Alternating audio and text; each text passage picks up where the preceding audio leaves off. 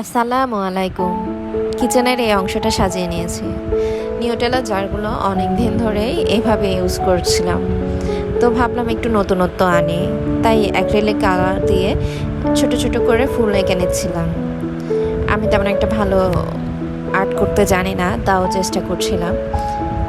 এই যে ছোট ছোট ফ্লাওয়ারগুলো এঁকে নিচ্ছিলাম একটু নতুনত্ব আনার জন্য। সবসময় তো একই রকম ইউজ করতে করতে ভালো লাগে না, তাই একটু চেঞ্জ আনার চেষ্টা করেছি। তো এক একটা জারে এক এক রকম কালার করে নিচ্ছিলাম।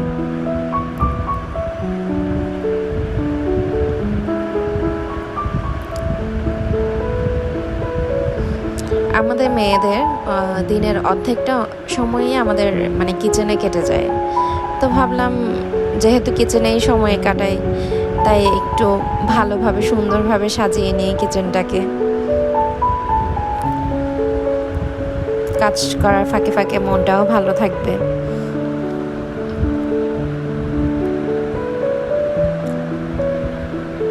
আসলে আমাদের তাই করা উচিত, যা আমাদের মন চায়, মনকে সায় দেওয়া উচিত।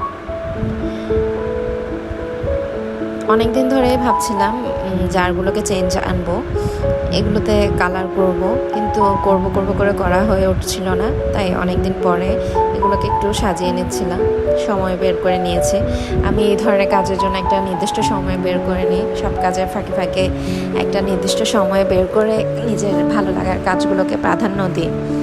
ছোটোবেলা থেকেই আমার ছোট ছোট ছবি আঁকা এগুলো ভালো লাগতো। তো এই যে আমি ফুলের কালার অনুযায়ী ঢাকনাগুলোকে সেই অনুযায়ী কালার দিয়ে নিয়েছিলাম। ইয়েলো কালার ফুলের জারটার জন্য ইয়েলো কালার ঢাকনা, এভাবে ম্যাচিং করে করে বিভিন্ন কালারের বিভিন্ন ঢাকনা কালার করে নিচ্ছিলাম।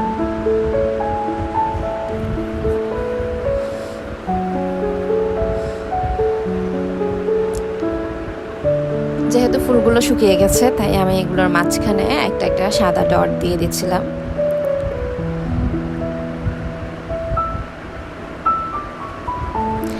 আমার এগুলো শুকানোর পর আমি বিভিন্ন প্রয়োজনীয় খাবারগুলো সংরক্ষণ করছিলাম।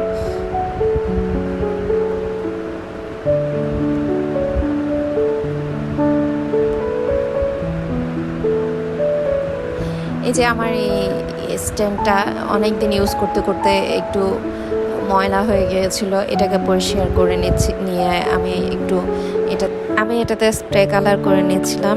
স্প্রে কালার আমার খুব ভালো লাগে, হাতে লেগে যায় না, আর সব জায়গায় সুন্দরভাবে লেগে যায়।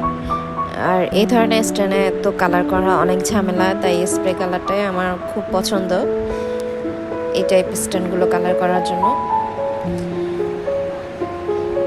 আমি আমার মশলার জারগুলো এইভাবে রেখে দিচ্ছি। এটা আমার খুব পছন্দের একটি স্ট্যান্ড।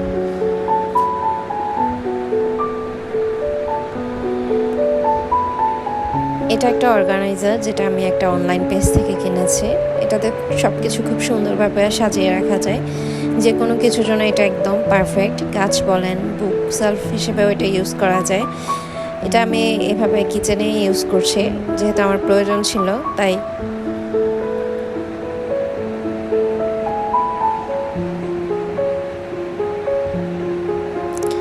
মোটামুটি আমার এই পাঁচটা রেডি।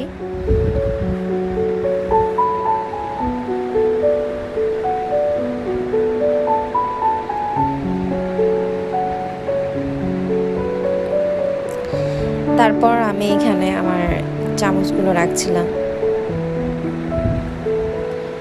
সব কিছু মোটামুটি হাতের কাছাকাছি রাখার চেষ্টা করি, যেন কাজ করার সময় খুব সহজভাবে খুঁজে পাওয়া যায়।